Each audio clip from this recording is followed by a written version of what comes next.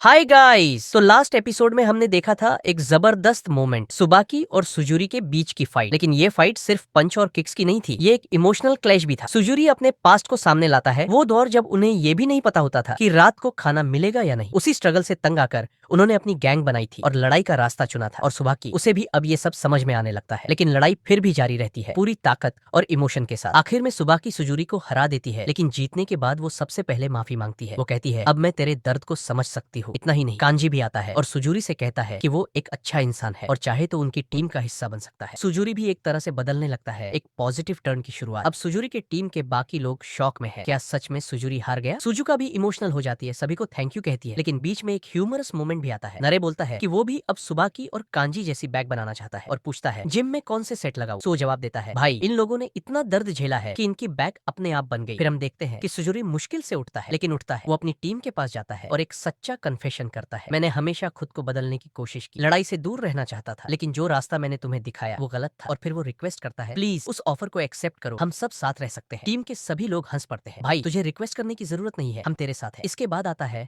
हल्का सा मजेदार हिस्सा, सुबाकी, कांजी और सुजुका की रिलेशनशिप को लेकर। सुबाकी सुजुका को डांटती है, तू सबकी केयर करती है, लेकिन उनकी फीलिंग्स का क्या? वो बताती है कि कैसे सभी ने उसके लिए लड़ा, फिर भी उसने सबको छोड़ दिया। सुजुका भी अपनी गलती मानती है और कहती है, साकुरा ने पहले ही बता दिया था कि तुम मुझे डांटोगी। फिर एक दिल छू लेने वाला मोमेंट, सुबाकी उसे गले लगाती है और कहती है, तुम मेरी छोटी बहन हो, तुम्हें प्रोटेक्ट करना मेरा फर्ज है। और फिर चिल मोड ऑन, सब हंसी मजाक में लग जाते हैं। कांजी के सुजुका को पसंद करने की बातें उड़ने लगती है और बेचारा कांजी शर्मा जाता है। फिर सीन कट होता है, साकुरा सीरियस दिख रहा है, सोच में डूबा हुआ। वो कहता है, मुझे सुबाकी की फाइटिंग स्टाइल पसंद नहीं आई। सब चौंक जाते हैं। फिर वो एक्सप्लेन करता है कैसे कोई लीडर अपने साथियों को पिटता हुआ देख सकता है, मैं कभी ये एक्सेप्ट नहीं कर पाऊंगा। कांजी उसका सपोर्ट करता है, तेरी सोच कमाल की है और मैं चाहता हूँ कि तू हमेशा ऐसा ही सोचता रहे। इसके बाद नरे और सुओ पूछते हैं, तो अब हम फाइट बंद कर दे? और साकुरा कहता है, चुप करो वरना खुद पीट दूंगा। अब बात आती है उस टैटू वाले रहस्यमयी बंदे। सुजुरी माफी मांगता है, हमने शुरुआत में बहुत तोड़फोड़ की, लेकिन अब हम ठीक से काम करना चाहते हैं। सुजुका कहती है, मुझे डर तो लगेगा, लेकिन मुझे तुम लोगों पर भरोसा है, मैं भी तो स्ट्रीट की ही हूँ। तभी कांजी पूछता है, तुझे पकड़ने का ऑर्डर किसने दिया था? और तभी होता है रिवील, एंडो यामाटो की एंट्री, एक लेजेंड जो फ्यूरन का एक्स स्टूडेंट रह चुका है। जैसे ही उसका नाम सामने आता है, नरे, सुओ, साकुरा सबके चेहरे उतर जाते हैं। एंडो कहता है, मैं यहाँ टाइम पास करने आया हूँ, जब तक मैं बोर नहीं हो जाता, और सभी को वार्निंग दे देता है, मुझसे दूर रहो। फिर रिवील होता है, वो सुबाकी के टाइम का है और एक फेमस फाइटर था। अब लगता है कि असली बैटल की शुरुआत होने वाली है। एपिसोड के एंड में सभी रेस्टोरेंट में खाना खा रहे होते हैं, लेकिन नरे